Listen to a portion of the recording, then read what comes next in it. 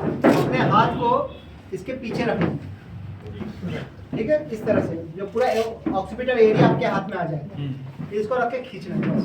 1 2 3 4 5 6, या ऐसे ही पकड़े खींच सकते हैं। 1 2 3 4 5 6 छोड़ देंगे। फिर से देखिए 1 2 3 4 5 6 छोड़ देंगे, ठीक है। पॉजिटिव आ रहा है ना, तो लिगामेंट इनका भी सर्वाइकल का प्रॉब्लम। सर अभी हमें देखने दो वापस।